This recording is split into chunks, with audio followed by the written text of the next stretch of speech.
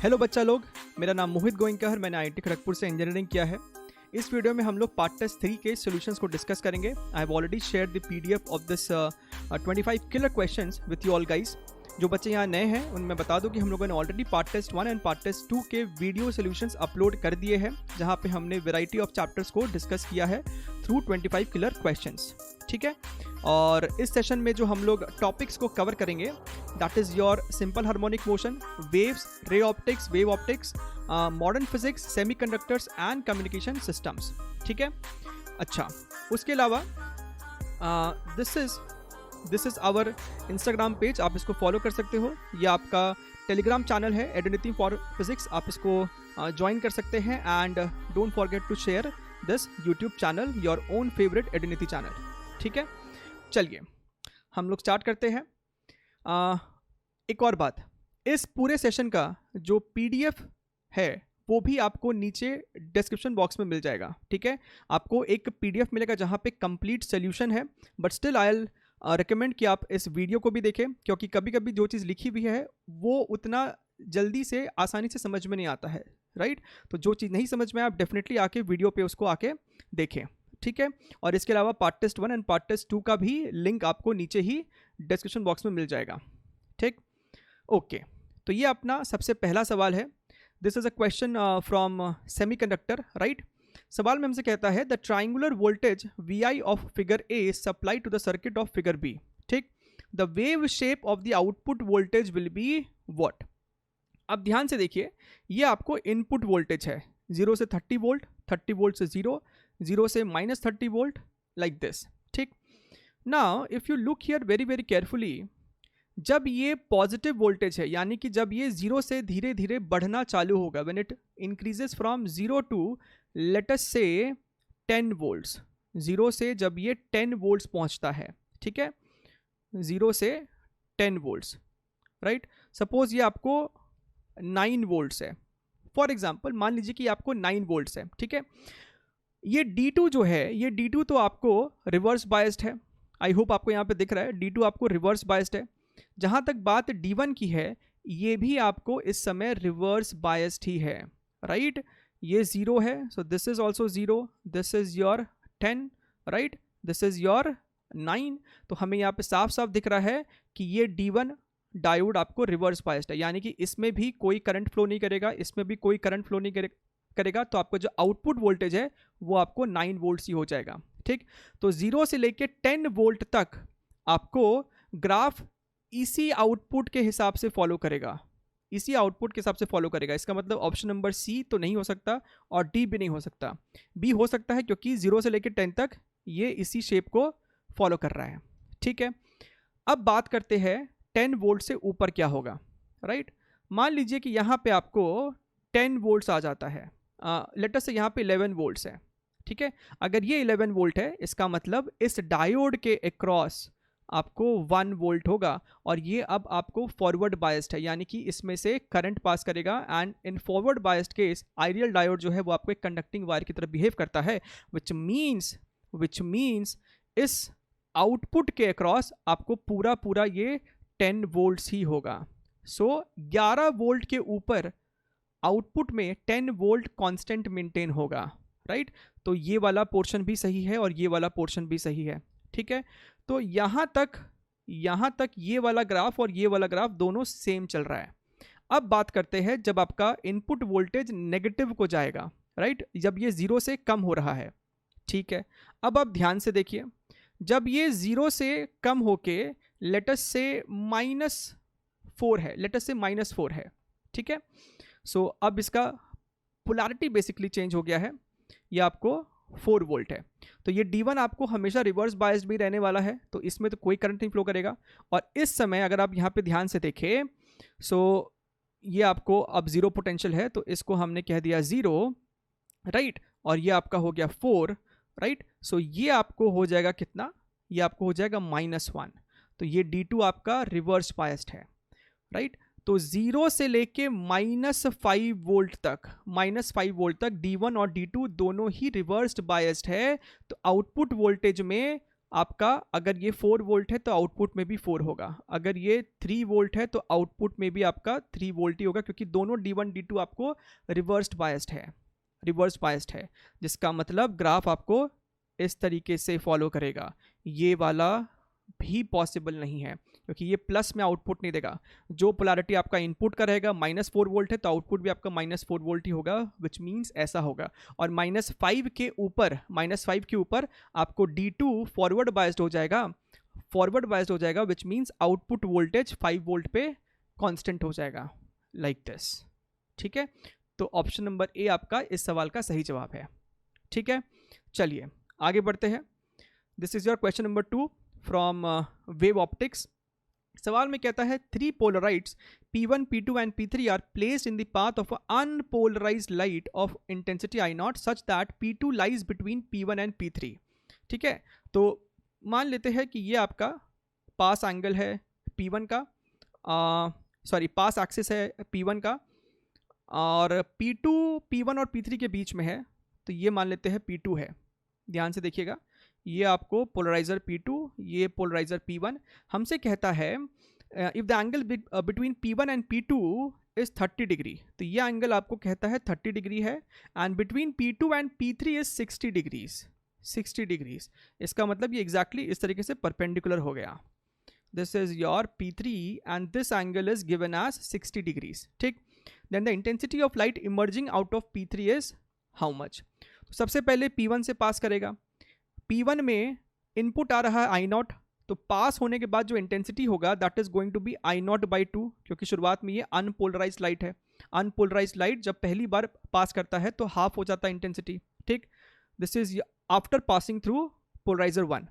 After passing through polariser 2, अब जो intensity होगा that is I0/2 multiplied by cos square 30 degree. P1 P2 के बीच का जो एंगल है, दिस बिकम्स I0/2, cos 30 आपका होता है √3/2, उसका स्क्वायर करेंगे तो 3/4, दिस इज 3I0/8। और फाइनली जब ये P3 से पास करेगा, यानी I3 is equal to I2 cos square 60 degrees.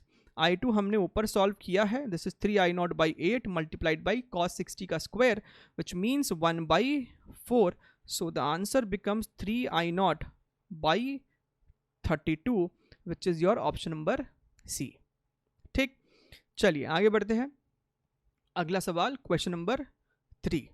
Okay, बड़ा स्टैंडर्ड सा सवाल है, जेईई मेंस में इस वैरायटी का सवाल बहुत बार पूछा जा चुका है। सवाल में आपके पास सारे डेटास दिए हुए हैं। ये 60 वोल्ट है, 4 किलो ओम। जीनर डायोड का जो ब्रेकडाउन वोल्टेज है वो 10 वोल्ट है, लोड रेजिस्टेंस 2 किलो ओम है। ठीक है, हमसे आई, IZ और IL पूछा जा रहा है, राइट। तो हम इस सवाल को पॉइंट पोटेंशियल मेथड से आसानी से कर सकते हैं। आप ध्यान से देखिए, ये जो डायोड है आपका जीनर डायोड, ये आपको रिवर्स बायस कंडीशन में है, and since 60 volt is more then 10 volts, यानी कि ये ब्रेकडाउन मोड में काम करेगा, विच मीन्स जीनर डायोड के अक्रॉस हमेशा एक कांस्टेंट 10 वोल्ट पोटेंशियल डिफरेंस रहेगा। ठीक है, विच मीन्स इसके अक्रॉस भी 10 वोल्ट्स ही रहेगा। ठीक, अगर हमने इस पॉइंट को 0 बोल दिया है तो इस पॉइंट का पोटेंशियल भी 0 हो जाएगा। ठीक है, और इस पॉइंट का पोटेंशियल भी 0 होगा, तो इस पॉइंट का पोटेंशियल 10 हो जाएगा, इसका 60 हो जाएगा। ठीक है, और इसका कितना होगा, इसका भी 10 होगा, right. Now we can directly write that this I is equal to potential difference across 4 kilo ohm, which is 60 minus 10 divided by resistance। हम इसको किलो ओम में रख रहे हैं ताकि मेरा आंसर मिली एम्पियर आ जाए। So this is your 50/4 milli ampere, which is 12.5 milli ampere. तो ये हमारा I आ गया। अच्छा, IL की बात करें अगर, this is your IL आपका हो जाएगा 10 - 0/2 विच इज़ 5 मिली एम्पियर। तो हमारा IL भी आ गया। और अगर हम IZ की बात करें तो A पॉइंट पे लगा दो KCL, राइट। आपको दिख रहा है ना कि I जो होगा that is nothing but IL plus IZ। तो यहाँ से आपका IZ हो जाएगा I माइनस IL। I आपका 12.5 है, IL आपका 5 है, so this becomes 7.5 milli ampere. ठीक है, सो हमें किस ऑर्डर में निकालना है, I, IZ and IL। So 12.5, 7.5 and 5, ठीक है। So this becomes option number C. ठीक, चलिए आगे बढ़ते हैं। आई होप यहाँ तक चीज़ें एकदम क्लियर है। Okay, now this is a question from communication. The instantaneous voltage of an AM wave is given as this. The values of carrier voltage, VM, and carrier frequency, which is FC. The carrier frequency and the modulating signal frequency are respectively. Okay, FC and FM दोनों निकालना है। अब ये जो है ना, ये आपको एक फॉर्मूला है, अगर वो फॉर्मूला आपको ध्यान में है तो आप इसको बहुत आसानी से कंपेयर करके सॉल्व कर सकते हैं। ये फॉर्मूला आपने को एनसीईआरटी में भी मेंशन्ड है। This is the formula that I am talking about, right. आपको बस इन दोनों को कंपेयर करना है। अगर आप दोनों को कंपेयर करें, राइट, तो आप VC क्या लिखोगे? VC हो जाएगा आपको 100 के बराबर। तो ये तो हो गया सबसे पहला, VC आ गया मेरा, ठीक है। VM निकालने के लिए क्या कर सकते हैं, ध्यान से देखिए, अगर आप केयरफुली वॉच करें, so this is equal to 0.6, ठीक है। तो हम यहाँ पे क्या लिख सकते हैं, VM by VC is equal to 0.6। इसका मतलब VM हो गया 0.6 मल्टीप्लाइड बाई VC, और VC 100 है, सो दिस बिकम्स योर 60, ठीक है। अब बात करते हैं द कैरियर फ्रीक्वेंसी। अब देखिए यहाँ पे ओमेगा सी आपको किसके बराबर होगा? Look here very very carefully. Omega C आपको इस पूरे टर्म के बराबर है, इस पूरे टर्म के बराबर है, ठीक है। So omega C is 40 pi multiplied by 10 to the power 6। लेकिन हमसे तो FC पूछा है, तो इसे आप लिख सकते हो 2 pi FC is equal to 40 pi into 10 to the power 6। तो यहाँ से आपका FC आ जाएगा which is 20 into 10 to the power 6 hertz. लेकिन हमें आंसर देना है मेगा हर्ट्स में, so this becomes your 20 mega hertz. और last but not the least is your modulating signal frequency, यानी कि FM। तो आपका FM हो जाएगा ओमेगा M बाई 2 पाई, और ओमेगा M क्या होगा? ओमेगा M आपका 4000 पाई के बराबर है। So this is your 4000 pi divided by 2 pi, this becomes your 2000 hertz which is 2 kilo hertz, right. So 100, 60, 20 and 2, where is this? This is your option number A, ठीक। चलिए आगे बढ़ते हैं, अगला सवाल क्वेश्चन नंबर 5, राइट। तो ये आपको रे ऑप्टिक्स का एक सवाल है। सवाल में हमसे कहता है कि आपके पास ये एक मीडियम है, जिसका रिफ्रैक्टिव इंडेक्स 1.5 है, इसका विड्थ 15 सेंटीमीटर है, ऑब्जेक्ट रखा गया है इस पॉइंट पे which is 25 centimetre from this medium, और इसका जो बैक साइड है वो आपको मिरर्ड है, सिल्वर्ड है, ठीक है। यही सवाल है, find the distance between the object and the image, right. तो जब यहाँ पे इमेज बोलता है, they are always talking about the final image, ठीक है, distance between object and image. तो इस सवाल को हम लोग दो तरीके से सॉल्व करेंगे। एक होगा आपको थोड़ा सा लेंदी मेथड, और एक बहुत छोटा मेथड, ठीक है। तो सबसे पहले लंबा वाला मेथड देख लेते हैं, बट स्टिल अप्रोच वो भी अच्छा है, और आपको वो भी अप्रोच पता होना चाहिए। ओके, तो सबसे पहले अगर आप ध्यान दें, यहाँ से एक रे ऑफ लाइट आपको कुछ इस तरीके से लेट अस से निकला, ठीक है। Ray of light is moving from rare to denser medium, तो ये आपको टूवर्ड्स द नॉर्मल कुछ इस तरीके से बेंड करेगा, ठीक है। अगर आप इसे बैक ट्रेस करें, ये आपको रे हो गया। अगर आप इसे बैक ट्रेस करें तो ये आपको कहीं पीछे जाके एक्सिस पे मीट करेगा, ठीक है। सो ये आपको हो गया image formed after first refraction. अब हमारा टारगेट है टू फाइंड आउट कि ये डिस्टेंस कितना है, let us call it as D, ठीक है। तो सबसे पहले रिफ्रैक्शन के बाद आपको जो I1 बना है वो कितने दूरी पे बना है, तो वो हम निकाल सकते हैं, right. This D is nothing but refractive index multiplied by this object distance 25, right? So this n is what 1.5 multiplied by 25, ठीक है। इसको आपको मल्टीप्लाई करना है, so this is what 25 plus 12.5, this is 37.5 centimetre. Okay, अब आप ध्यान से देखिए, ये आपको I1 का लोकेशन है। Now for the mirror this I1 acts as an object, ये I1 आपको इस मिरर के लिए एक ऑब्जेक्ट की तरह बिहेव करेगा। तो after reflection from this mirror image कहां बनेगा? तो इमेज कुछ यहां बनेगा I2, राइट? और ये डिस्टेंस कितना होगा? तो ये डिस्टेंस उतना ही होगा जितना I1 मिरर से दूर है, ठीक है? तो ये डिस्टेंस कितना है? ये डिस्टेंस आपको हो जाएगा this D plus 15 and D is 37.5, so 37.5 plus 15 which is 52.5 centimetre. और अगर हम रे डायग्राम से इसको दिखाना चाहे तो ये कुछ इस तरीके से होगा, ये कुछ आपको इस तरीके का होगा। रे आपको रिफ्लेक्ट हो गया है ऐसे, and let us make this as dotted line, this as dotted line, ठीक है? क्योंकि यहां पर रे एक्चुअली में मीट नहीं की है एक्सिस के साथ, ठीक है? ओके, तो ये हमारा आ गया 52.5। Now again this ray is going to refract from this surface, right? तो यहां पे अब दूसरी बार रिफ्रैक्शन होगा इस सरफेस के साथ। जब रिफ्रैक्शन होगा then we can say that I2 acts as an object for this surface, right? तो हम लोग वो अपैरेंट डेप्थ वाला फंडा या कॉन्सेप्ट इस्तेमाल कर सकते हैं। रिफ्रैक्शन के बाद ये अवे फ्रॉम द नॉर्मल इस तरीके से कुछ बेंड करेगा, ठीक है? आप इसको जब फिर से बैक ट्रेस करेंगे तो ये आपको लेटर से यहाँ पे आके इंटरसेक्ट किया I3, ठीक है? तो हमें ये I3 को लोकेट करना है, राइट? अब आप ध्यान से देखिए, हमें ये पता करना पड़ेगा पहले कि ये I2 का इस वाले सरफेस से दूरी कितना है, क्योंकि रिफ्रैक्शन तो इसी सरफेस से हो रहा है ना। तो ये कितना हो जाएगा 52.5 plus 15, this is 15 plus 52.5 and this is nothing but 67.5 centimetre, ठीक है? ओके, तो ये I3 का कितना डिस्टेंस होगा? ये I3 का यहाँ से कितना डिस्टेंस होगा?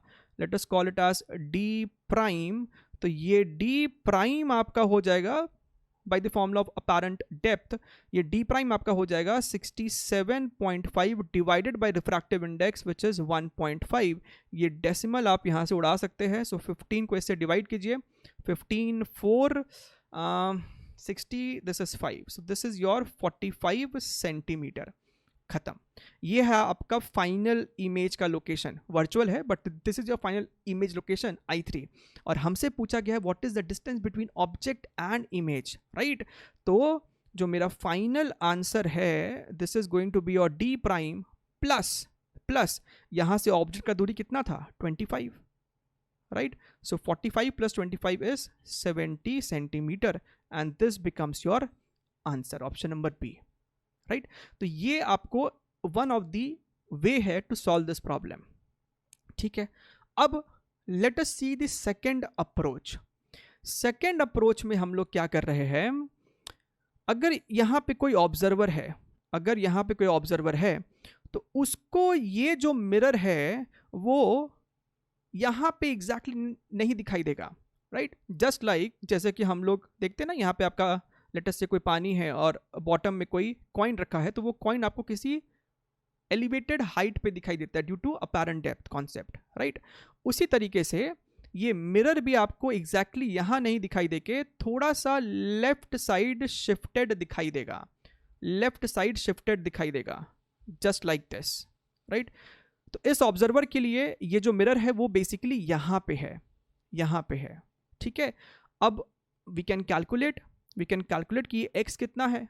So this x is what, actual depth of the mirror in the medium upon refractive index. तो ये आपको हो गया 10 centimetre.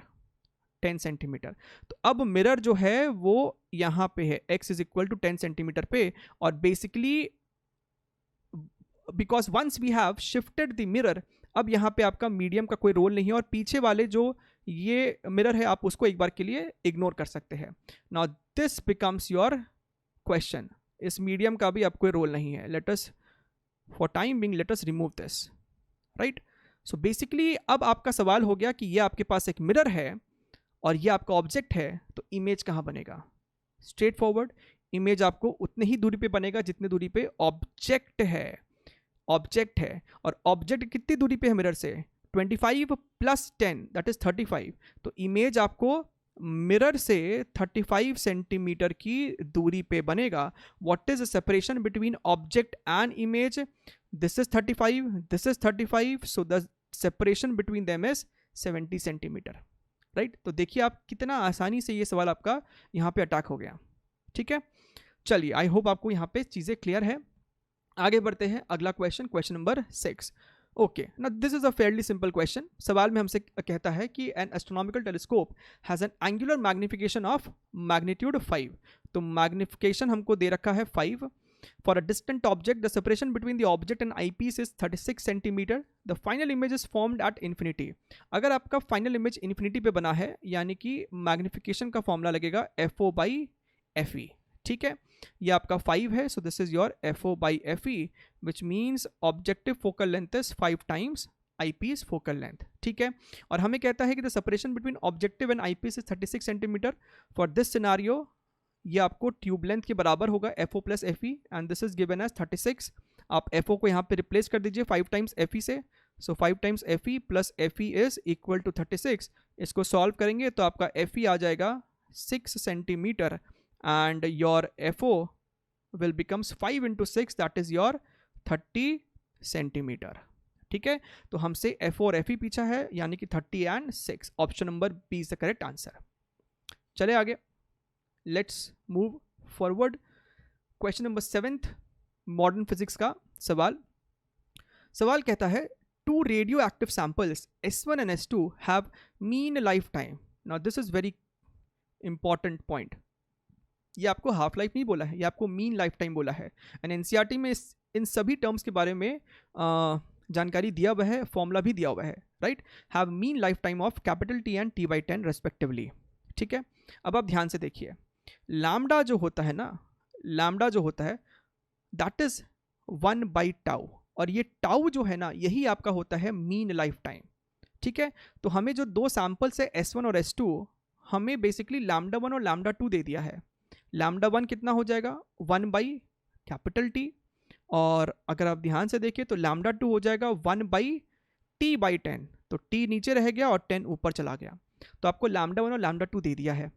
Initially if both have equal number of nuclides, जो कि हम मान लेते हैं N0 है, then the ratio of number of nuclei of S2 to that of S1 will be 2/E after the time interval of what, ठीक है।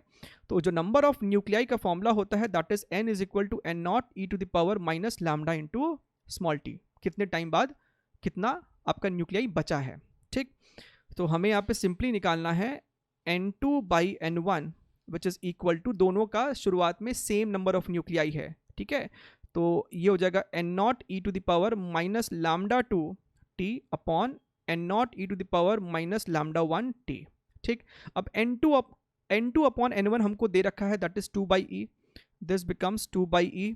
N0 आपका खत्म, ये आपको कितना हो जाएगा, ये हो जाएगा आपको e⁻t कॉमन ले लीजिए, दिस इज λ1 माइनस λ2, ठीक है। This is your 2/E is equal to E small t, λ1 की जगह हम लिख सकते हैं यहाँ पे 1/t, this is your 1/t minus this is your 10/t, ठीक। अब दोनों तरफ log ले लीजिए, तो ये आपको हो जाएगा log 2/E, और यहाँ पे आपके पास ये आपका चला गया, this is t 1/10 minus 10/10, this is your minus 9/t, ठीक है।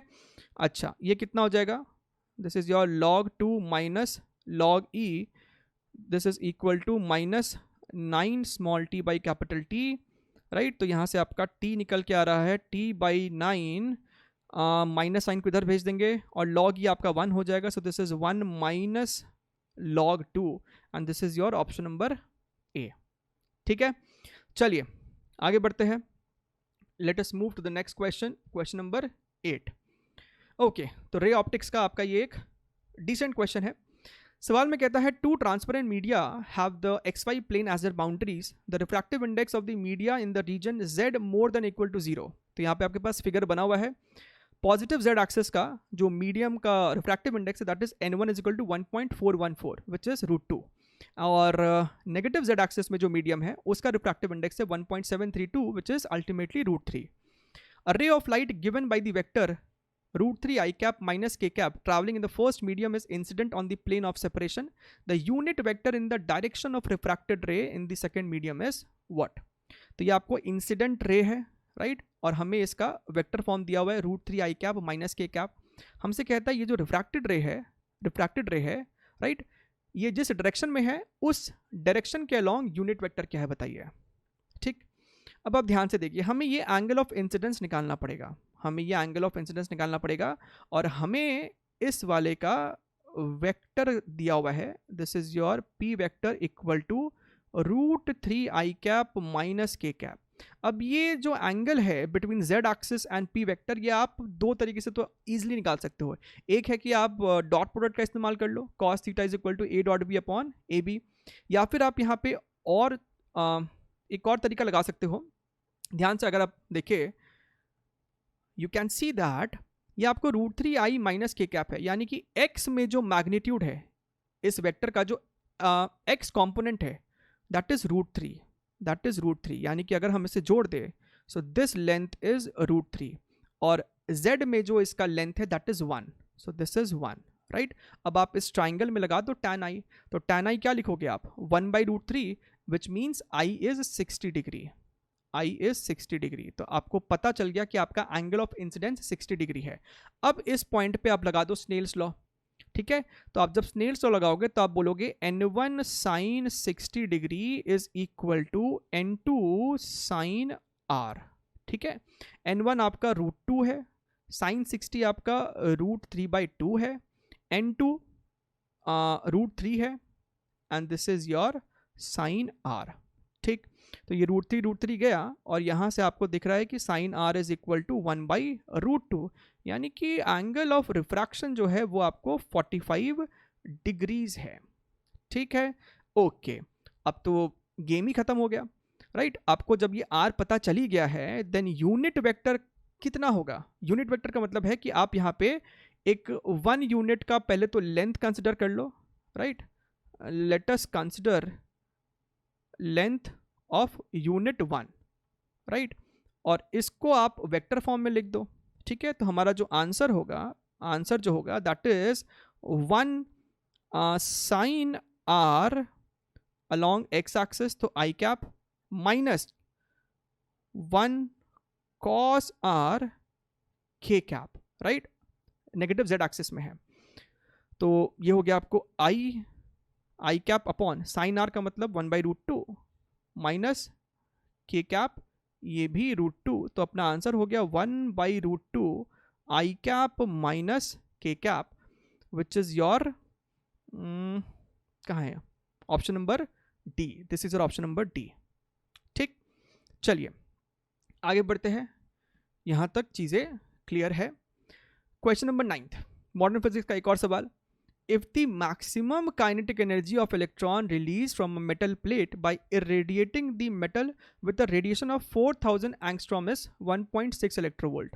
ठीक है, तो ये जो फॉर्मूला है, maximum kinetic energy of the electron released is equal to कितना एनर्जी इंसिडेंट था माइनस वर्क फंक्शन. ठीक है, अब ध्यान से देखिए, ये जो एनर्जी है हमें इलेक्ट्रोवोल्ट में दे रखा है, तो इसको भी हम लोग इलेक्ट्रोवोल्ट वाले पैटर्न में ला सकते हैं. This can be written as 12400 divided by wavelength in angstrom, और ये आपको इलेक्ट्रोवोल्ट में आता है. ठीक है, आई होप आपको ये चीज़ें पता है. बस अब इक्वेशन लगाइए. सबसे पहला इक्वेशन है कि energy, kinetic energy is 1.6 electronvolt, so 1.6 is equal to 12400 divided by 4000 minus work function, और दूसरा हो जाएगा when the wavelength is 6000 angstrom. लेकिन इसके लिए हमको काइनेटिक एनर्जी निकालना है, तो उसे हम x मान लेते हैं. x is equal to 12400 divided by 6000 minus work function, equation number 2. ठीक है, अब क्या कीजिए, इक्वेशन नंबर 2 और 1 को आपस में सब्ट्रैक्ट कर दीजिए, तो ये आपको हो जाएगा x minus 1.6 is equal to 124. आप यहाँ पे एटलीस्ट 2 जीरो को तो हटा ही दीजिए, these 2 zeros, so 124 divided by 60 minus 124 divided by 40, ठीक है। अब ऐसे सवालों में ना आपको एग्जैक्टली सॉल्व करने का ज़रूरत नहीं है, सारे ऑप्शन बड़े दूर दूर से है, तो आप यहाँ पे थोड़ा सा स्मार्टली प्ले कर सकते हैं। You can take 124 common over here, right, तो 1/60 माइनस 1/40 आएगा। आप जब उसको सॉल्व करेंगे तो डिनोमिनेटर में होगा 60 इंटू 40 और न्यूमिनेटर में आ जाएगा 40 माइनस 60 विच इज़ -20, ठीक है। तो ये आपको पहली बात तो 2 हो गया। So this is your x is equal to 1.6 minus 124 divided by 120। ना look here very very carefully, ये आप इसको जब प्रिसाइजली सॉल्व करोगे तो आपको एग्जैक्ट आंसर आएगा, लेकिन हमें जानने की ज़रूरत नहीं है। 124 बाई 120 जो है वो 1 से थोड़ा सा ज़्यादा है, वो 1 से थोड़ा सा ज़्यादा है, यानी कि 1.6 माइनस लेट अस से 1, तो 0.6 के आसपास आपका आंसर होगा, जो कि यहाँ पे एक ही ऑप्शन है which is option number D. यानी कि आप इसको जब प्रिसाइजली सॉल्व करोगे तो ये आपको 0.56 इलेक्ट्रोवोल्ट के आसपास निकल के आएगा, ठीक। चलिए आगे बढ़ते हैं। Question number 10, a photon of energy 10.2 electronvolt corresponds to a light of wavelength lambda naught. हमसे सवाल में कहता है कि अगर किसी लाइट का वेवलेंथ लैम्डा नॉट है तो जो एनर्जी है यानी कि hc बाई लैम्डा नॉट, अगर लैम्डा नॉट है तो जो एनर्जी है which is given by hc by lambda naught for a photon, this is 10.2 electronvolt. हमको ये लेने बोल रहा है कि 10.2 इलेक्ट्रोवोल्ट का मतलब है lambda naught wavelength. Now due to an electron transition from n is equal to 2 to n equals to 1 in a hydrogen atom, light of wavelength lambda is emitted. If we take into account the recoil of atom when the photon is emitted, then तो हमें बताना है कि जो wavelength emit हुआ है photon का वो लैम्डा नॉट से कैसे आप कंपेयर कर सकते हो उसको, ठीक। अब आप बात को समझिए, इस सवाल में क्या बोलता है कि जब इलेक्ट्रॉन का ट्रांजिशन हुआ है, राइट, तो फोटोन जो निकला है उसके पास तो कुछ एनर्जी है, एज वेल एज आपका एटम रिकॉइल भी किया है, यानी एटम के पास भी कुछ काइनेटिक एनर्जी है। Listen very very carefully. सबसे पहली बात, अगर आप का electron n is equal to 2 से n इज इक्वल टू 1 पे आया है, ठीक है, तो टोटल कितना एनर्जी रिलीज होना चाहिए, समझिए बात को। n इज इक्वल टू 1 पे एनर्जी होता है -13.6 इलेक्ट्रोवोल्ट, यहाँ पे होता है -3.4 इलेक्ट्रोवोल्ट, राइट। तो जो एनर्जी रिलीज होना चाहिए that is your 13.6 minus 3.4 which is 10.2 electronvolt, right? But this energy is now being shared by the photon plus kinetic energy of the recoil. So this energy is equal to energy of lambda wavelength plus your energy of recoil, energy of recoil. ठीक है, यहां से हम ये बात conclude कर सकते हैं कि इस वेवलेंथ के कॉरस्पॉन्डिंग जो ये एनर्जी है वो छोटा है E से, ये बात तो हम यहाँ पे कंक्लूड कर सकते हैं। ठीक है, इसका मतलब hc by lambda should be less than equal to hc upon, अब आप ध्यान से देखिए ये जो E है वो 10.2 इलेक्ट्रोवोल्ट है और 10.2 इलेक्ट्रोवोल्ट के कॉरस्पॉन्डिंग हम E को लिख सकते हैं hc बाई लैम्डा नॉट। तो यहाँ से आपका hc खत्म, तो हम यहाँ से कह सकते हैं lambda is more than lambda naught which is your option number C. ठीक है, तो बड़ा इंटरेस्टिंग सा एक सवाल था। आगे बढ़ते हैं, next question, question number 11। There are two radioactive samples A and B। The half life of A is half of that of B। ठीक है, let us write the statement. Half life of A कहता है कि half life of A is half life of B। ठीक है, now initially both the samples have equal numbers of nuclei, जिसे हम n0 मान लेते हैं। After n half lifes of A, the rate of disintegration of both the samples are equal. ठीक है, यानी कि एक्टिविटी दोनों का सेम है। The rate of disintegration of both the samples are equal, then the value of n is how much. ठीक, अब आप ध्यान से देखिए, सबसे पहली बात हमें ये हाफ लाइफ्स का एक रिलेशन दिया हुआ है। ठीक है, हमारे पास एक फॉर्मूला होता है कि लैम्डा जो है this is your log 2 by half life. ठीक, तो हम हाफ लाइफ को लिख सकते हैं log 2 by lambda, log 2 by lambda, which means हम इस T half life of A को हम लिख सकते हैं log 2 by lambda A, this is your half multiplied by log 2 by lambda B. तो यहाँ से हमको दिख रहा है कि लैम्डा बी जो है that is your lambda A by 2। एक तो ये हमारे पास कंडीशन निकल के आया है। ठीक, अब आप दूसरा चीज़ देखिए, after n half lifes of A. ठीक है, तो सबसे पहली बात, ये रेट ऑफ डिसइंटीग्रेशन का मतलब एक्टिविटी है। ठीक है, तो activity of A is equal to lambda into number of nuclei. ठीक है, अमाउंट ऑफ न्यूक्लियाई जो आपका ए का बचा हुआ है, राइट।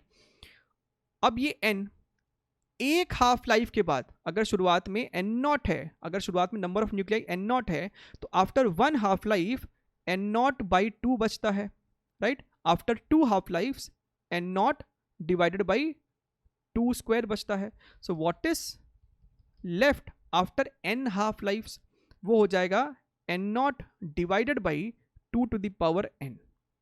n हाफ लाइफ्स के बाद a का एक्टिविटी इतना हो जाएगा और b का एक्टिविटी हो जाएगा, इसको यहाँ पे लैम्डा a लिख दीजिए, b का एक्टिविटी हो जाएगा lambda b multiplied by n naught divided by. अब आप ध्यान से देखिए, हमारे पास हाफ लाइफ्स का यहाँ पे रिलेशन है, तो n half lifes of a का मतलब है जितने देर में a का n हाफ लाइफ्स हुआ है उतने देर में b का n बाई 2 हाफ लाइफ्स होगा। तो यहाँ पे हो जाएगा 2 to the power n by 2, और हमसे कहता है these two are equal, these two are equal, activity of A is equal to activity of B, which means lambda A n naught divided by 2 to the power n is equal to lambda B n naught divided by 2 to the power n by 2।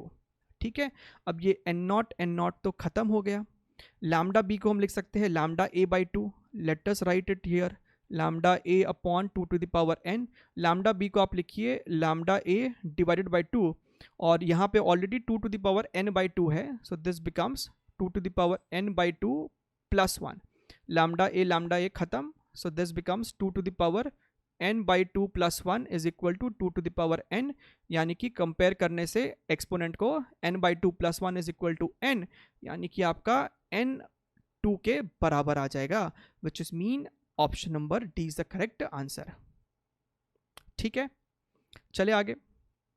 Okay, now question number 12, simple harmonic motion का एक सवाल है, time period निकालना है, और इस pattern पे सवाल आपको जेईई मेंस में आया भी है, काफ़ी बार आया है। तो आपके पास सवाल में ये एक रॉड है जिसका मास m है और लेंथ l है।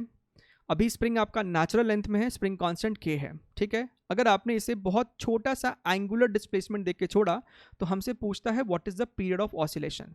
ठीक है, अब आप ध्यान से देखिए, अगर आपने इसे बहुत, यहाँ पे फिर भी डायग्राम में एंगल थीटा काफ़ी ज़्यादा दिखाया जा रहा है लेकिन बहुत छोटा एंगल है, अगर आपने इसे एक छोटा सा थीटा एंगल देके डिस्प्लेस किया है तो ये रॉड दोबारा से अपने मीन पोजीशन पे जाने का कोशिश करेगा, और ये करने में दो लोग हैं, एक है आपका स्प्रिंग फोर्स और एक होगा आपका mg।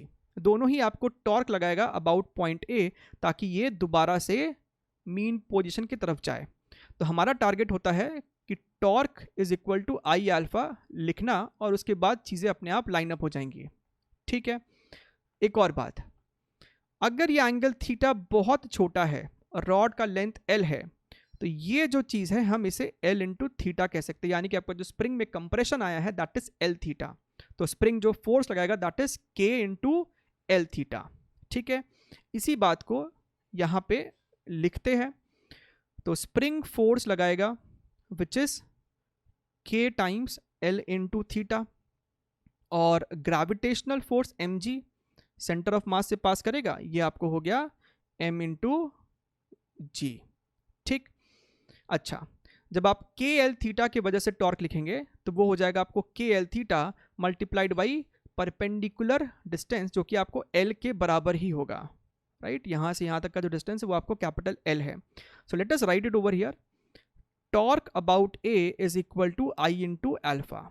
ठीक, तो स्प्रिंग फोर्स की वजह से टॉर्क कितना होगा, के L theta multiplied by L plus mg की वजह से टॉर्क। अगर mg की वजह से आप टॉर्क देखें तो आप कुछ ऐसा भी कर सकते हैं, mg का दो कंपोनेंट होगा, इधर होगा आपको mg cos theta. mg cos theta की वजह से ए पॉइंट के अबाउट कोई टॉर्क नहीं होगा, लेकिन mg sin थीटा की वजह से टॉर्क होगा, right. So we can write mg sin theta, and since angle theta is very very small, I can say sin theta is theta. So mg theta multiplied by, ये आपको mg sin theta है, multiplied by this length which is l by 2. This is your l by 2 and this is equal to I into alpha. Moment of inertia about A हो जाएगा आपको ml square by 3 times alpha, ठीक है। आप चाहो तो यहाँ पे एक नेगेटिव साइन लगा सकते हो, क्योंकि आपका थीटा है एंटी क्लॉकवाइज और आपका अल्फा होगा क्लॉकवाइज, दोनों अपोजिट सेंस में है, तो नेगेटिव साइन आप लगा सकते हैं, ठीक है। अच्छा, क्या क्या चीज़ कटा है, यहाँ से एक लेंथ एल और ये कट जाएगा, तो आपको लेफ्ट हैंड साइड में थीटा अगर आप कॉमन ले लें तो आपके पास यहाँ पे k into L plus M G divided by 2 है, तो यहाँ पे 2 ले लीजिए एंड डिनोमिनेटर में आपके पास 2 आ गया। This is equal to minus M L by 3 into alpha, ठीक। तो हमें अल्फा निकालना है, अल्फा हो जाएगा आपका, इसको इधर भेज दीजिए। So this becomes your 3 times 2kl plus M G whole divided by 2ml, यहाँ पे एक नेगेटिव साइन और यहाँ पे एक थीटा। तो इस फॉर्मेट में लाने के बाद हमें पता है थीटा के साथ जो भी टर्म है वो आपको होता है ओमेगा स्क्वायर, तो हम यहाँ पे कह सकते हैं टाइम पीरियड कितना हो जाएगा, this is your omega square, so this is your 2 pi by omega, इसका मतलब under root this becomes your 2ml divided by 3 times 2kl plus mg, right. And this is matching up with option number C, ठीक। तो I hope आपको यहाँ पे चीज़ें एकदम clear है, ठीक है। ये आपको mg साइन थीटा था जिसे हम mg थीटा लिखे थे। चलिए आगे बढ़ते हैं।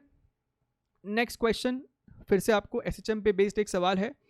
The frequency of small oscillations in the figure A and figure B is 3 hertz and 4 hertz, तो find the frequency of oscillation in the third figure, ठीक है। तो ये आपको फेयरली एक सिंपल क्वेश्चन है। सबसे पहले फिगर की अगर हम फ्रीक्वेंसी की बात करें तो F1 हो जाएगा आपको 1/2 pi under root of K1 by m, ठीक है, K1 by m, right. F2, what is F2? F2 is 1/2 pi under root of K2 by m, ठीक है। और F3 कितना हो जाएगा, इस वाले सेटअप का फ्रीक्वेंसी कितना हो जाएगा, आप ध्यान से देखें तो यहाँ पे K1 और K2 आपको पैरेलल में है, दे आर इन पैरेलल, तो ये आपको सिंपली बन जाएगा 1/2 pi under root of, parallel में है तो स्प्रिंग कांस्टेंट्स ऐड हो जाएंगे और मास तो वही है। अगर आप ध्यान से तीनों को देखें तो आपको दिखना चाहिए कि F1 को स्क्वायर कीजिए और F2 को स्क्वायर कीजिए तो आपको एग्जैक्टली F3 स्क्वायर निकल के आएगा। यू कैन ट्राई इट, आप F1 का स्क्वायर करें, आप F2 का स्क्वायर करें, दोनों को ऐड करेंगे, so it is going to be equal to F3 square, और यही रिलेशन हमको चाहिए था। Game over. F1 आपका 3 है, F2 आपका 4 है, so this is your 3 square plus 4 square is equal to F3 square, यानी कि आपका F3 हो जाएगा 5 hertz. This is your answer which is the option number D, ठीक है। चलिए moving on to the next question, question number 14। A particle executing simple harmonic motion of amplitude A has total energy E, ठीक है। तो ये जो total energy होता है that is given by half KA square, ठीक है। अब पार्टिकल आपका SHM कर रहा है, राइट, तो बीच में कहीं एक मीन पोजीशन होगा, ये आपको मीन पोजीशन है। At what displacement from the mean position its kinetic energy 5/9E, right. तो मीन पोजीशन से at what x is your kinetic energy equal to 5/9E, ठीक है। अच्छा, अब ध्यान से देखिए, इसी लोकेशन पे आपको पोटेंशियल एनर्जी हो जाएगा हाफ kx स्क्वायर, राइट। और हमें पता है कि टोटल एनर्जी हमेशा कांस्टेंट होता है, so we can write 5/9E plus half kx square has to be your total energy which is capital E। तो यहाँ से हमको दिख रहा है कि half kx square is equal to E minus 5/9E, जो कि आपको 4E/9 हो जाएगा। एंड E क्या है वो भी हमें पता है, E है आपका हाफ KA स्क्वायर, ठीक है। तो यहाँ से आपका हाफ के तो ख़त्म हो गया, तो यहाँ से हमको दिख रहा है X जो है आपका वो आपको हो जाएगा 2/3a, 2/3a, राइट। ऑब्वियसली ये -2/3 भी हो सकता था, लेकिन ऑप्शन में सिर्फ पॉजिटिव है, सो हम ऑप्शन में बी को टिक कर देंगे। ठीक है, चलिए आगे बढ़ते हैं। अगला सवाल, question number 15। Okay, now this is a very interesting question. The potential energy, और जो भी लोग इसे देख रहे हैं ज़रूर नीचे हमको बताइएगा कि किन किन से ये सवाल सॉल्व हुआ था खुद से। The potential energy of a particle of mass 2 kg executing simple harmonic motion is given by this much. Okay, where x is position of particle in meter. If velocity of particle at the mean position is 4 meters per second, then amplitude of SHM is what? The potential energy of the particle of mass 2 kg executing SHM is this much, right? अब आप ध्यान से समझिए, particle आपका SHM तो कर रहा है, पार्टिकल आपका सिंपल हार्मोनिक मोशन कर रहा है, लेकिन अब जो मीन पोजीशन है वो कोई x इक्वल्स टू 0 पे ऐसा कुछ नहीं है। कहीं आपका मीन पोजीशन है, राइट, एट x1 आपको मीन पोजीशन है, ये आपको राइट मोस्ट एक्सट्रीम हो गया और ये आपको लेफ्ट मोस्ट एक्सट्रीम हो गया। तो x3 और x2 के बीच में आपका पार्टिकल सिंपल हार्मोनिक मोशन कर रहा है, हमें एम्पलीट्यूड बताना है। ठीक, अब आप बात को समझिए, मीन पोजीशन क्या होता है? मीन पोजीशन वो पॉइंट होता है जहां पे पार्टिकल पे लगने वाला फोर्स, नेट फोर्स 0 के बराबर होता है। ठीक है, आपके पास पोटेंशियल एनर्जी का इक्वेशन है, तो हम यहां से फोर्स का इक्वेशन निकाल सकते हैं। फोर्स इज -du/dx, तो ये आपको हो जाएगा -16 2x - 2, राइट। तो at what value of x this f is 0, इसे 0 से इक्वेट करे तो आपको x निकल के आएगा 1 मीटर, 1 मीटर। यानी कि आपका जो मीन पोजीशन है वो x1 इज इक्वल टू 1 पे है, 1 मीटर पे आपको मीन पोजीशन है। अच्छा, नेक्स्ट क्या दे रहा है?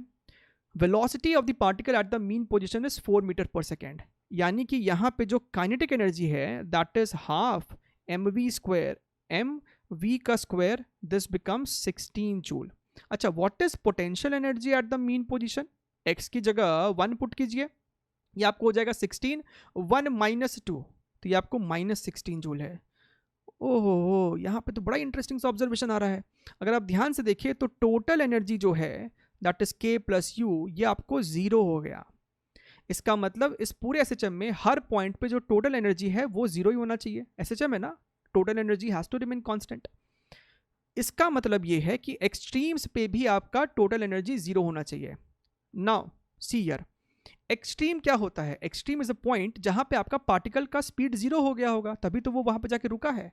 इसका मतलब अगर हम x2 की बात करें तो इस लोकेशन पे काइनेटिक एनर्जी तो 0 है, और क्योंकि टोटल एनर्जी 0 होना है तो पोटेंशियल एनर्जी भी 0 है, and same goes for here also. तो एक्सट्रीम्स पे आपका पोटेंशियल एनर्जी 0 है, तो अगर आपको x3 और x2 लोकेट करना है तो पोटेंशियल एनर्जी को 0 के बराबर कर दीजिए। तो यहाँ से आप अगर सॉल्व करके देखें तो आपको निकल के आएगा x - x - 2 is equal to 0, यानी कि x की वैल्यू क्या तो 0 है या फिर 2 है। तो यहाँ से साफ साफ हो जाता है कि x3 जो है वो आपको 0 होगा और x2 जो है वो आपको 2 मीटर्स होगा। खत्म। हमसे एम्पलीट्यूड पूछा है तो हमें दिख रहा है एम्पलीट्यूड आपको हो जाएगा 2 - 1 which is your 1 meter. Option number A, right. So a very beautiful question and a very beautiful approach to solve this question. ये क्वेश्चन सॉल्व इस तरीके से आपको दिखाता है, ये अप्रोच आपके पूरे कॉन्सेप्ट को क्लियर करता है बेसिकली। ठीक, चलिए लेट्स मूव आगे। Question number 16। A hydrogen atom emits a photon of wavelength 1027 angstrom. ठीक है, its angular momentum changes by what? सबसे पहले हम लोग देख लेते हैं कि इस वेवलेंथ के करस्पॉन्डिंग एनर्जी कितना है। ठीक है, सो energy is equal to hc/λ which can be written as 12400 divided by 1027 angstrom. ठीक है, ओके। अब आपको इसे डिवाइड करना है। आप जब इसे डिवाइड करेंगे तो ये आपको लगभग 12 पॉइंट समथिंग इलेक्ट्रोवोल्ट आता है, राइट। 12 पॉइंट समथिंग इलेक्ट्रोवोल्ट ये आपको निकल के आएगा। और अगर आप हाइड्रोजन एटम में एनर्जी लेवल्स को देखें, राइट, ये एनर्जी लेवल्स इसीलिए आपको याद होना चाहिए. This is your -13.6 electronvolt, this is -3.4 electrovolt, this is -1.5 electrovolt, right, 1.51 to be precise, right. तो this is your n equals to 3 and this is n equals to 1. तो अगर कोई इलेक्ट्रॉन n equals to 3 से n equals to 1 पे जा रहा है, in that case energy कितना रिलीज होगा? अगर 3 से 1 पे जा रहा है, in that case जो आपको एनर्जी रिलीज होगा that is 13.6 minus 1.5 which is 12.1 electronvolt, 12.1 electronvolt. और इसको जब आप डिवाइड करोगे तो ये भी आपको अप्रॉक्सीमेटली 12.1 इलेक्ट्रोवोल्ट के आसपास ही आएगा, विच मीन्स कि जब इस वेवलेंथ का फोटोन एमिट हुआ है, इसका मतलब इलेक्ट्रॉन n इक्वल्स टू 3 से n इक्वल्स टू 1 पे मूव किया था, राइट. अब हमसे पूछता है what is the change in angular momentum. तो हमें पता है कि एंगुलर मोमेंटम को हम nh/2π से भी लिखते हैं. So change in angular momentum कितना हो जाएगा? पहले n इक्वल टू 3 पे था तो पहले इसका एंगुलर मोमेंटम था 3h/2π और बाद में n इक्वल्स टू 1 पे है तो अब है h/2π. दोनों को सब्ट्रैक्ट कीजिए, ये आपको आएगा simply h/π which is your option number A. ठीक है, चलिए आगे बढ़ते हैं. Moving on to the next question. Question number 17. A simple pendulum A has length 121 centimeter whereas another pendulum B is of 100 centimeter. Both of them were set in oscillations. At an instant the two are in same phase at mean position. Right? तो ये आपके सामने दो simple pendulum है. Length दोनों का अलग अलग है, ठीक है. एक का लेंथ 121 सेंटीमीटर है और दूसरे का लेंथ आपको 100 सेंटीमीटर है.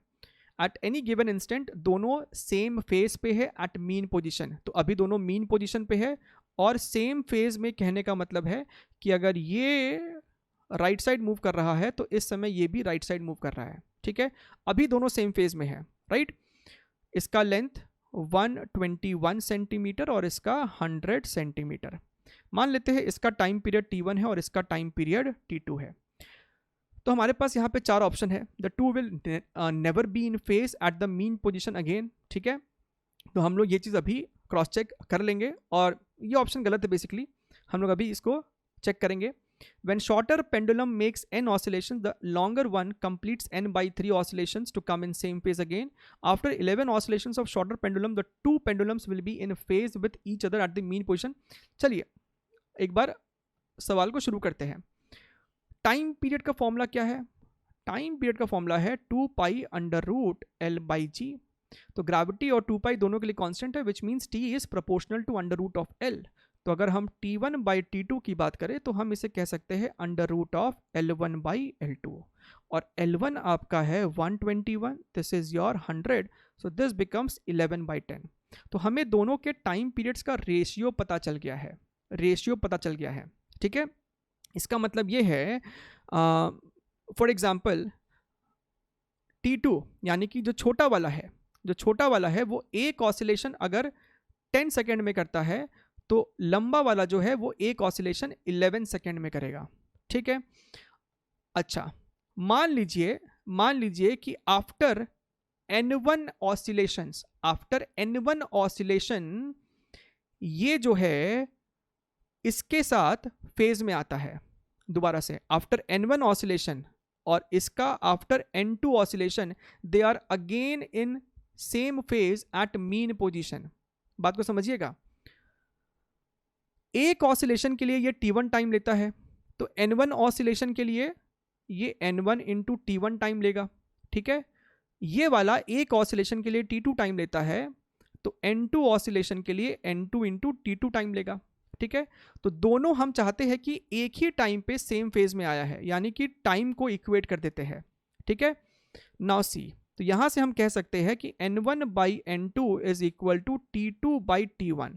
अब T2/T1 आपका यहां से हो जाएगा 10/11 विच मीन्स N2/N1 इज 11/10, ठीक है. अब यहां से आपको पिक्चर एकदम क्लियर है.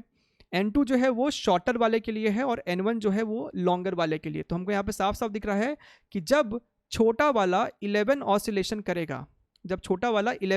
करेगा उतने ही टाइम में लंबा वाला जो है वो 10 ऑसिलेशन कर चुका होगा and they are again in phase at mean position. तो ऑप्शन नंबर सी जो है वो सही है। After 11 oscillation of shorter pendulum the two pendulums will be in phase with each other at the mean position. ठीक है, अगर आपको ऑप्शन नंबर डी और बी भी चेक करना है तो आप यहाँ पे देख सकते हैं कि लेट अस से हमने यहाँ पे लॉन्गर वाले के लिए n ऑसिलेशंस बोला, तो जो छोटा वाला है वो हमेशा लॉन्गर वाले से एक ऑसिलेशन ज़्यादा आ रहा है, that is n+1, right.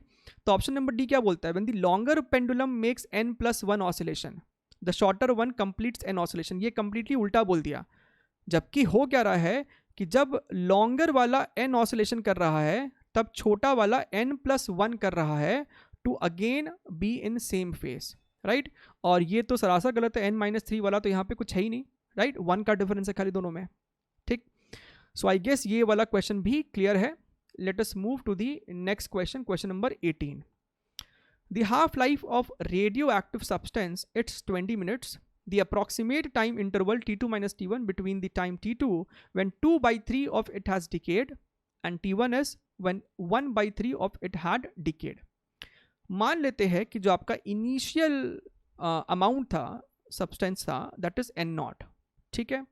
So at time T1 time के बाद कितना बच रहा है, दैट इज n0 माइनस, ध्यान से देखिएगा, 1/3 डीके हो गया, तो बचा कितना, n0 माइनस n0/3, ठीक है। जो डीके कर गया उसको सब्ट्रैक्ट कीजिए, तो आपके पास 2n0/3 है after T1 time. And after T2 time के बाद 2/3 डीके हो चुका है, तो बचा कितना, n0 minus 2n0/3 which means n0/3, right. तो अब यहाँ पे पिक्चर एकदम क्लियर है। हमसे कहता है what is T2 minus T1। अब यहाँ पे आप ध्यान से देखिए, T1 टाइम से T2 टाइम पे आते वक्त T1 से T2 टाइम तक आपका जो अमाउंट है वो एग्जैक्टली हाफ हो गया, 2n0/3 और बाद में n0/3 है, तो हाफ हो गया विच मीन्स हाफ लाइफ। इसका मतलब T2 minus T1 is nothing but your half life which is your 20 minute. 20 minute में तो ये आधा हुआ होगा, है कि नहीं। Option number B is the correct answer, ठीक है। चलिए आगे बढ़ते हैं, question number 19। The photon has energy of this much which is equal to the kinetic energy of proton. तो हमसे कहता है कि प्रोटॉन का एनर्जी और फोटोन का एनर्जी दोनों सेम है, which is E. If λ1 and λ2 are wavelengths of proton and photon, then λ1 by λ2 is directly proportional to what? Right? Fairly simple question है। λ1 and λ2 are wavelengths of proton and photon. तो λ1 proton के लिए है, तो proton का wavelength क्या हो जाएगा, h/mv, राइट। और mv को आप रिप्लेस कर सकते हो 2m इंटू काइनेटिक एनर्जी, उसके जगह हम कैपिटल E लिख देते हैं। और λ2 आपको फोटोन के लिए है, तो hc/e, दोनों के लिए E ही इस्तेमाल कर रहे हैं क्योंकि एनर्जी दोनों का सेम है, ठीक है। तो हमें तो λ1 by λ2 पूछा है, this is equal to h/√2me divided by hc/कैपिटल E, ठीक है। तो यहाँ से आपको दिखना चाहिए कि λ1 by λ2 is directly proportional to √E which is nothing but e to the power half. That is your option number A, ठीक। चलिए moving to the 20th question, semiconductor logic gate, बड़ा ही फेवरेट टॉपिक है JEE Mains का। For the logic circuit given below the output F is how much, ठीक है। तो यहाँ पे स्टेप बाय स्टेप आपको मूव करते हैं। ये आपका इनपुट ए है, यहाँ पे इनपुट बी है, तो ये आउटपुट आपका हो जाएगा, और गेट है ना, तो a+b, ओके। यही इनपुट यहाँ पे भी आ रहा है a, और ये इनपुट आपका b इधर से आता है, यहाँ पे b है, ठीक है। ये इनपुट आपका c है, लेकिन यहाँ पे आपको एक नॉट गेट है, तो इसके बियॉन्ड में हम लगा देंगे c⁻, और यही इनपुट आपको यहाँ तक आया है, सो यहाँ पे ठीक है। एंड यही इनपुट आपको यहाँ पे भी आएगा, दिस इज ऑल्सो c⁻, ठीक। ये और गेट है, तो दोनों को ऐड कर देंगे, a + c⁻, और ये आपको हो जाएगा b + c⁻, ठीक है। अच्छा, अब आप यहाँ पे ध्यान से देखिए, this is again these 3 are not gates, तो यहाँ पे हो जाएगा आपको a + b होल बार, ये हो जाएगा a plus C bar over whole bar, this is b plus C bar whole bar. ये आपको और गेट है, तो जो फाइनल आउटपुट होगा वहाँ पे हम तीनों को ऐड कर देंगे। So this becomes a plus B bar plus a plus C bar bar plus b plus C bar whole bar. ठीक है, ओके। नाउ अब अपने पास डी मॉर्गन्स थ्योरम है। डी मॉर्गन्स थ्योरम बोलता है कि a plus B bar is equal to a bar and b bar. तो इसको हम लिख सकते हैं a bar and b bar plus ये हो जाएगा a bar and c double हो जाएगा इसके ऊपर, तो प्लस b बार डॉट c डबल। ठीक है, तो ये हो गया आपको दिस मच प्लस ये आपको सिंपली c बचेगा प्लस दिस मच। ठीक है, and if you see over here option number A है क्या, a और c, और ये है b and c, right. So option number A is the correct answer. ठीक है, तो ये एक स्ट्रेट फॉरवर्ड क्वेश्चन है, आपको बस यहाँ पे बेसिक्स एलिमेंट्री बुलियन अलजेब्रा को लगाना है। ठीक, चलिए let's move to the integer type question. This is fairly easy question among the entire lot, right? So one desires to make a plano convex lens of focal length 16 centimeter from a glass having a refractive index of 1.5. Surrounding medium आपको air है. What should be the radius of curvature of the curved surface? ठीक है, तो इस वाले का ये plane surface का रेडियस ऑफ कर्वेचर r1 है, विच मीन्स ये इन्फिनिटी हो गया, और ये आपको r2 है। ठीक, तो लगाइए formula 1/f is equal to refractive index -1 1/r1 minus 1/r2। ठीक है, तो फोकल लेंथ हमें कितना दिया है 16, this is 1/16 is equal to refractive index हमको 1.5 दे रहा है, तो 1.5 की जगह 3/2 लिख लो, 3/2 माइनस 1 ब्रैकेट 1/इंफिनिटी माइनस r2। अगर आप विद साइन पुट करो तो ये आप इसे -r पुट करोगे, this is your -r, this is 1/16 is equal to 1/2 multiplied by 1/r, तो यहाँ से हमें r आ जाएगा 8 सेंटीमीटर। इंटीजर टाइप सवाल है, तो इस क्वेश्चन का आंसर हो गया 8। ठीक, चलिए let's move to the next question, question number 22। सवाल में कहता है a transverse wave propagating along x axis is described by the equation this much. Okay, तो ये आपको हो गया wave equation with usual symbols. के हमको कहता है 4/a के बराबर है।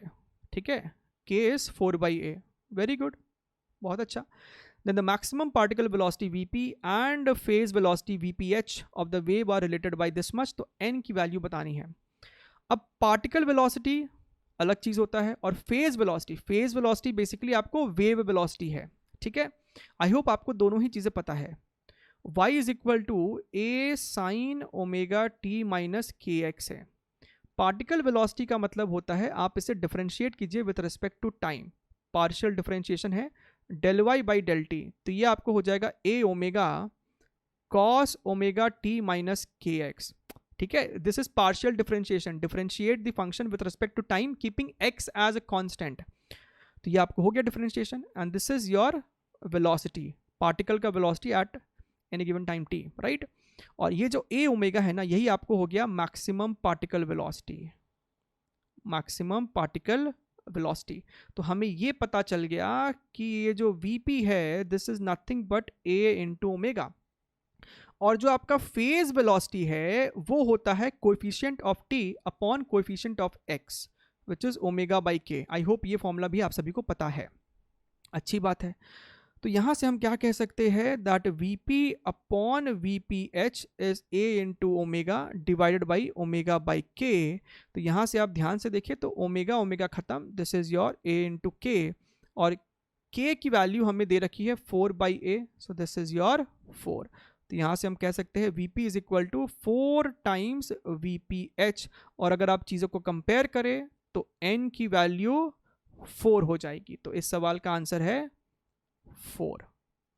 ठीक, चलिए आगे बढ़ते हैं, moving on to the next question, question number 23।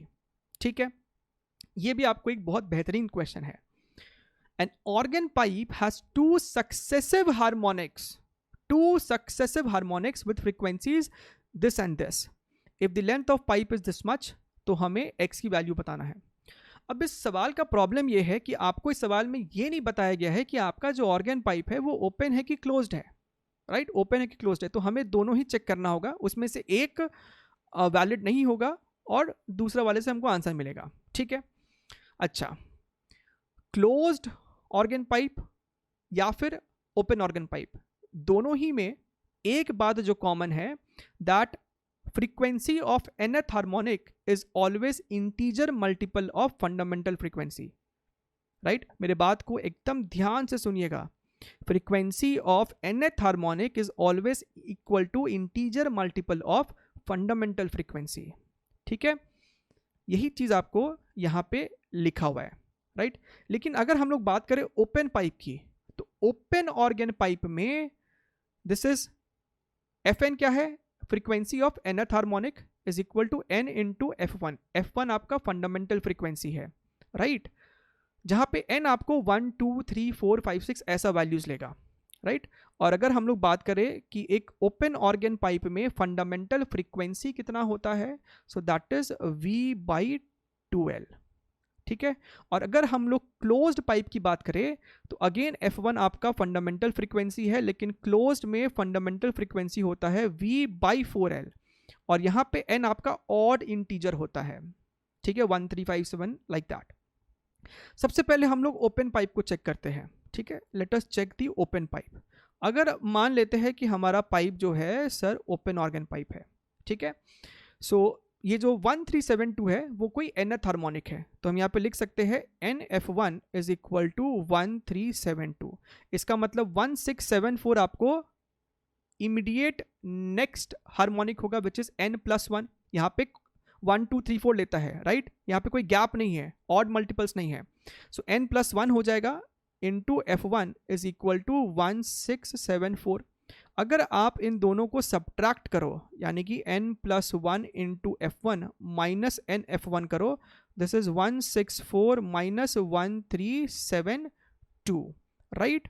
यहाँ पे आपको कितना बच रहा है? ये आपको सिंपली F1 होगा, और इसे आप सब्ट्रैक्ट करेंगे तो ये आपको आ जाएगा 2, this is 9 and this is how much? ये आपको 3 है। This is your 392 hertz. तो अभी तक हमें ये निकल के आ रहा है कि F1 की वैल्यू 392 हर्ट्स है। अच्छा, अब हमारे पास ये जो इक्वेशन है, यहाँ पे F1 दोबारा सब्स्टिट्यूट कीजिए, राइट? तो n कितना हो जाएगा? 1372 डिवाइडेड बाई 392। आप इसको डिवाइड कीजिए, ये 3.5 आ रहा है, which is not valid. Not valid क्यों? क्योंकि n आपका इंटीजर होना है, इसका मतलब ओपन ऑर्गन पाइप तो नहीं है, राइट? तो ये हमने यहाँ पे प्रूव कर दिया कि ये ओपन ऑर्गन पाइप तो नहीं है। अब बात करते हैं क्लोज्ड। ऑब्वियसली फिर ये क्लोज्ड ही है, ठीक है? क्लोज्ड ही है। सेम पैटर्न पे सॉल्व करते हैं। 1372 आपका कोई nth हार्मोनिक है, सो NF1 इज इक्वल टू 1372, लेकिन अब 1674 इज n+2, ठीक है? n+1 नहीं ले सकते, इमीडिएट इंटीजर नहीं होगा, राइट? उसका एक छोड़ के, so n+2 into F1 is equal to 1674।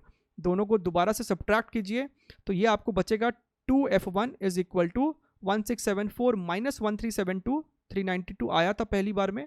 सो यहाँ से अब आ रहा है कि फंडामेंटल फ्रीक्वेंसी जो है वो आपको 196 हर्ट्स है, 196 हर्ट्स है, ठीक है? अब आप इस 196 को यहाँ पे सब्स्टिट्यूट करके देख लीजिए, ये आपको n इंटीजर ही आएगा, ठीक है? अच्छा, अब एक बारी हमें F1 पता चल गया है तो हम लेंथ निकाल सकते हैं। हमारे पास फॉर्मूला है for a close organ pipe, F1 कितना होता है? दिस इज V/4L, यानी कि लेंथ को हम लिख सकते हैं V/4 इंटू 196, और V हमें दे रखा है 392, this is 392 divided by 4 into 196, right? तो ये आपका हो जाएगा 2, तो ये बचा 1/2। Now we have to just compare. हमें कहता है कि लेंथ जो है वो x/10 है, और एक्चुअली में 1/2 आया सॉल्व करके, तो यहाँ से x की वैल्यू 5 है। इंटीजर टाइप सवाल था, x is equal to 5, right? So this is a very good question. आपके पूरे कॉन्सेप्ट को यहाँ पे चेक कर लेगा ऑर्गन पाइप के। You have to know in and out of organ pipe to solve this particular question, ठीक? चलिए, क्वेश्चन नंबर 24, ठीक है? डॉपलर इफेक्ट का सवाल नहीं हो दैट इज़ नॉट पॉसिबल, आना ही आना है।